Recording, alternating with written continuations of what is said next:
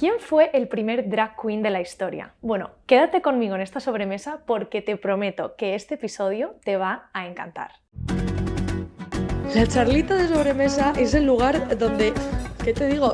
Se resuelve el mundo, cariño. O sea, no tenía ninguna duda de que ibas a conseguirlo. Buah, es un peliculón, la tienes que ir a ver sí o sí. Bebimos, hubo cultura. Me encantó. Pues así vais juntas y podéis cotorrear. Bueno, lo más, sinceramente. Y es una movida eso, que flipas. Yo estoy igual, tía, resacón. Que invita a reflexionar, por lo menos a mí me pasó eso.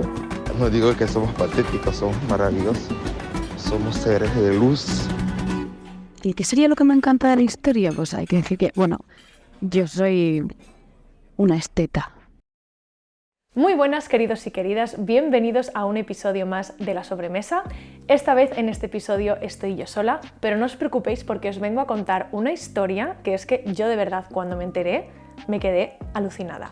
El otro día estaba repasando un poco los episodios que grabé la temporada anterior, las entrevistas que hice, y viendo la última que grabé con Gabbana, una artista drag que vive aquí en Bruselas y que se dedica pues al mundo del drag show, me pregunté, joder, vale, ahora mismo hay shows súper famosos como RuPaul Drag Race, tenemos en España la Gala Drag Canaria, el mundo del drag y la cultura drag cada vez es más popular, cada vez se valora más a los artistas drag, tanto drag queen como drag king, pero claro, ¿quién fue el primer drag queen de la historia? ¿De dónde viene todo esto? Bueno, pues es que de verdad, o sea, esta historia es increíble. Me puse a investigar un poco sobre todo esto y para conocer al primer drag queen de la historia tenemos que remontarnos a finales del siglo XIX y viajar hasta Estados Unidos, concretamente al estado de Maryland, para conocer a William Dorsey Swann.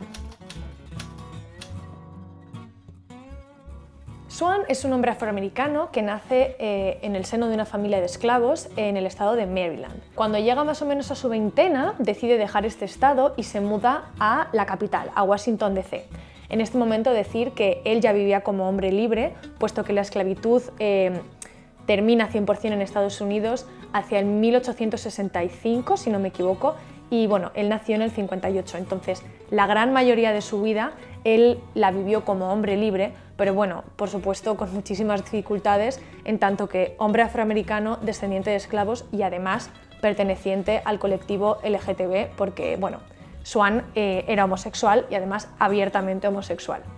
Como os digo, a pesar de vivir con muchísimas dificultades por todos los motivos que hacían que Swann fuera una persona discriminada, consigue crear su propia comunidad en Washington y bueno, decir que era un joven bastante popular. Celebraba fiestas maravillosas, las cuales tenían un montón de éxito, y aquí, queridos, es donde empieza a fraguarse todo. Las invitaciones eran de boca a boca y se intentaba que se mantenieran un poco en la clandestinidad, puesto que, bueno, que un grupo de hombres homosexuales se juntara para festejar y mucho más si encima eran descendientes de esclavos, pues bueno, digamos que estaban muy en el punto de mira de la policía. En cualquier caso, estas fiestas eran conocidas por los llamados cake walks. Los cake walks, los desfiles de la tarta, eran unos bailes o unas competiciones de baile realmente en las que los participantes se vestían como con trajes muy pomposos y muy elegantes, como imitando a la nobleza, a la realeza, pero realmente a los que estaban imitando eran a esos dueños esclavistas para los que habían trabajado, por ejemplo, Swann, durante su infancia. El objetivo de esta competición era, como decimos, vestirse muy elegante e imitar las fiestas y los bailes que celebraban estos esclavistas en las décadas pasadas. Si os fijáis, no sé si solo estáis escuchando el audio, pero os animo un montón a que pongáis el vídeo porque aquí os enseño un poco en qué consistían estos bailes, ¿no? Si veis, el objetivo era un poco como ridiculizar estas fiestas que hacía esta gente. Se ponían todos así como muy pomposos, bailaban como dando pasitos chiquitines, era todo como muy exagerado y como digo, con una intención evidente de ridiculizar, bueno, pues eso, a toda esta élite que en su día, como digo, habían sido pues sus dueños. Se llama Cakewalk, el desfile de la tarta, porque, y esto me pareció una cosa súper tierna, el ganador de esta competición recibía como premio precisamente esto, una tarta. Y bien, ¿por qué decimos que Swan es conocido como el primer drag queen de la historia? No es porque realmente lo fuera, yo estoy segura de que antes que él había muchísimos otros hombres que ya estaban haciendo drag, pero él es con el primero sobre el que tenemos un documento oficial en el que se le llama The Queen en un contexto de una fiesta drag. ¿Y cuál es ese documento? Bueno, se trata de un artículo que publica el periódico estadounidense The Washington Post en el que se habla de una redada policial en una fiesta de personas afroamericanas. O sea, yo de verdad cuando os digo que es que esta historia no tiene desperdicio es porque es verdad. O sea, salseo, os juro que a esta historia no le falta ni un segundo. En el artículo se explica que la policía irrumpió en una casa en la que se encontró a decenas de hombres afroamericanos vestidos con ropa de mujer.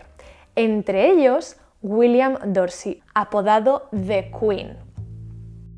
Se ve que la policía entró en esa casa y cuando vio el percal se puso a dar palos a todo el mundo, llegando al punto que le arrancaron el vestido a William Dorsey Swan. En fin, el follón que se debió de organizar en esa casa yo no me lo puedo ni imaginar. Creo que había en torno a 30 invitados, muchos escapan, el pobre Swan con el vestido roto por ahí. Al final la cosa acaba con 12 detenidos y como os digo, uno de ellos fue, pues desgraciadamente, nuestro querido William. Algo que me llamó mucho la atención después de leer este artículo es que se está hablando de fiesta drag, sin poner demasiado contexto, es decir, era un término con el que entiendo que la audiencia ya debería estar más o menos familiarizado. Entonces, eso, por un lado, me da a entender que las fiestas drag eran una cosa más o menos conocida, aunque desde luego no bien vista, y por otro lado, contar que el hecho de que a Swan le llamaran The Queen en este artículo no es porque al periodista le hiciera gracia o le quisiera bautizar como tal, sino porque era el propio Swan el que se hacía llamar como tal, The Queen, la reina. Se hacía llamar The Queen o también The Mother, la madre. Y aquí hay que explicar varias cosas que creo que además son importantes para entender de dónde venimos y por qué el mundo del drag ahora tiene ciertas organizaciones o ciertos términos o cierta manera de funcionar. Por un lado, ver que esos cakewalks, esos desfiles de la tarta, tienen bastantes cosas en común con las fiestas drag que se celebran hoy en día. Vestirse como una mujer, además hacerlo de una forma exagerada. Por supuesto, ahora la intención es otra, ya no se pretende ridiculizar a los que fueron tus dueños esclavistas, sino que ahora la intención es simplemente performar con las expresiones de género. Pero bueno, hay cosas que siguen siendo parecidas, eso de competir por ganar un premio, a ver quién hace la mejor performance. Y luego el término de Queen o de Mother es algo que sigue vivo a día de hoy en la cultura drag. En resumidas cuentas, muchas veces el mundo del drag se organiza como por casas, por grupos. Y dentro de esos grupos están los que se llama las madres, que son un poco como la figura de referencia, el coordinador de dicho grupo y muchas veces pues también el cuidador y una madre como real, ¿no? Porque, bueno, recordamos que durante toda la vida las personas del colectivo LGTB pues, han sido expulsadas de sus comunidades, absolutamente rechazadas y al sentirse tan aisladas han tenido pues, que reorganizarse y formar ellos sus propias comunidades pues, allá donde estuvieran. Y muchas veces, como decimos, se organizaban pues, por estas casas lideradas por estas madres.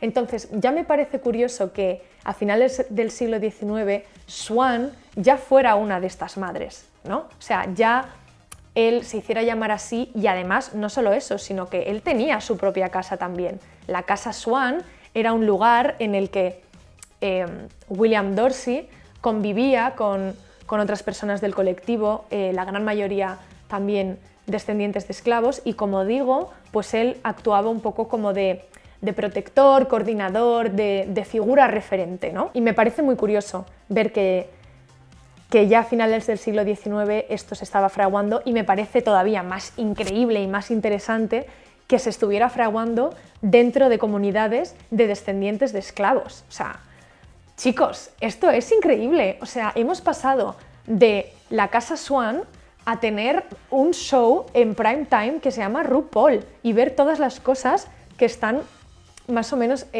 entrelazadas o que por lo menos beben de ahí, ¿no? ¿No os parece maravilloso? A mí es que me pareció increíble, de verdad. Ver cómo de la revolución y de la necesidad de supervivencia ha evolucionado a un arte y a una forma de coordinar toda una vertiente cultural. Como os digo, Swan con el tiempo empezó a ser cada vez más conocido y más conocido sobre todo por la policía, llegando al punto en el que fue detenido y acusado de coordinar una casa de prostitución.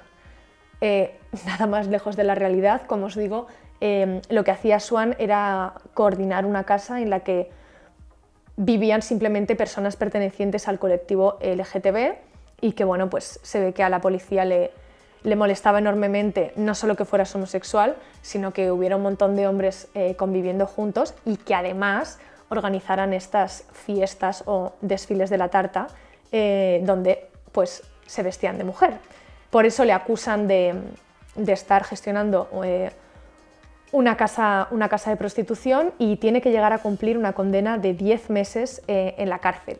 Por eso, además de considerar a William Dorsey Swan como el primer drag queen de la historia, se le considera también uno de los primeros activistas por los derechos LGTB de la historia. Decir que él le pidió al por entonces presidente de los Estados Unidos en una carta que le indultara, que le dejara salir de la cárcel porque él no llevaba ninguna casa de prostitución, sino, pues como os digo, simplemente gestionaba, ¿no?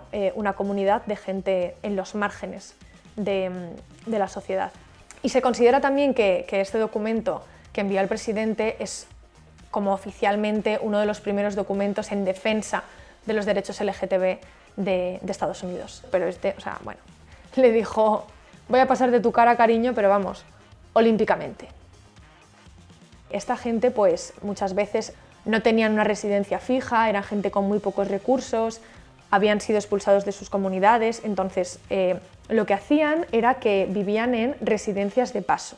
Y ahora mi parte favorita de esta historia, de verdad, ¡buah! Es que esto me parece la mayor de las fantasías que yo he visto en mucho tiempo. Por aquel entonces, y ahora también existe, hay una asociación en Estados Unidos que se llama la Asociación de Hombres Jóvenes Cristianos. Esta asociación ponía a disposición residencias a las que personas con bajos recursos pues podían ir allí y vivir durante el tiempo, ¿no?, que necesitaran. Y era precisamente en estos lugares donde estas personas del colectivo LGTB pues se iban encontrando, ¿no? Como no tenían ningún otro sitio donde ir, pues un poco por casualidad también acababan encontrándose todos allí. Entonces eran estos sitios donde empiezan a organizarse estas fiestas, ¿no? Estas cakewalks. Estas asociaciones de jóvenes cristianos, en inglés, sus siglas son las WMCA, las YMCA. Y esto, amores, esto, por favor, ¿a qué nos suena?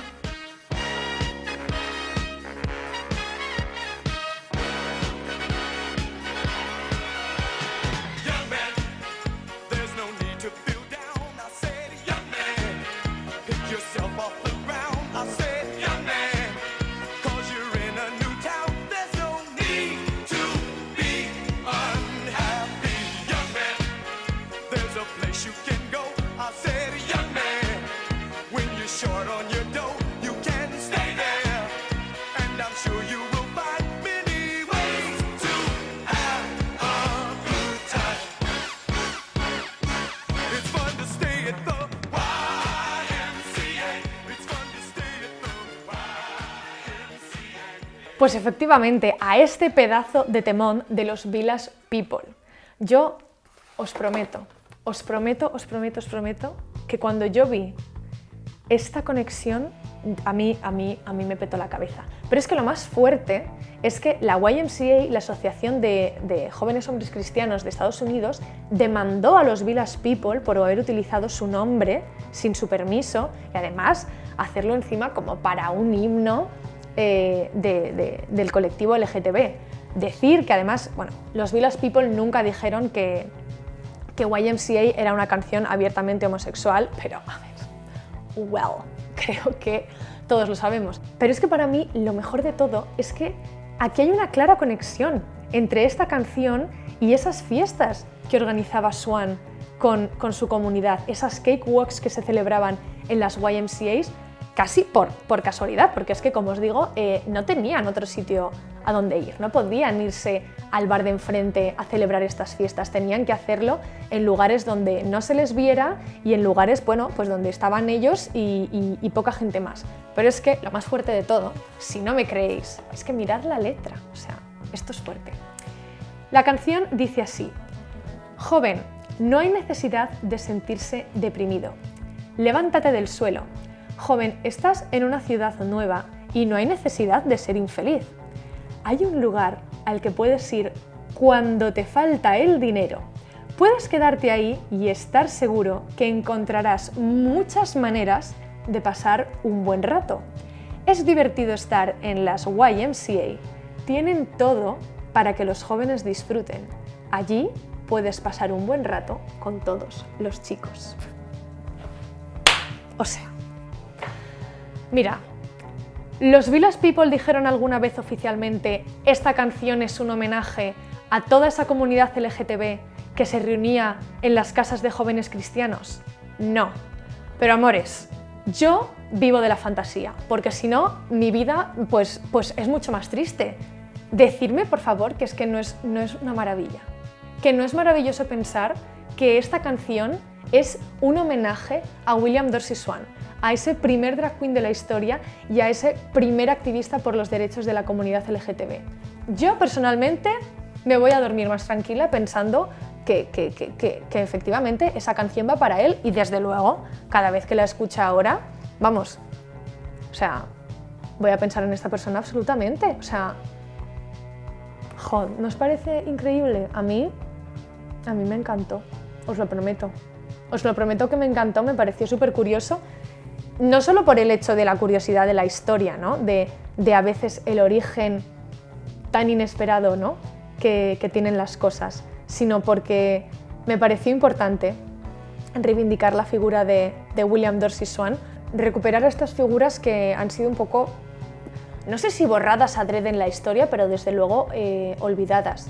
No ha sido hasta hace nada que un periodista estadounidense, Chasim Joseph, ha escrito un libro sobre todo esto.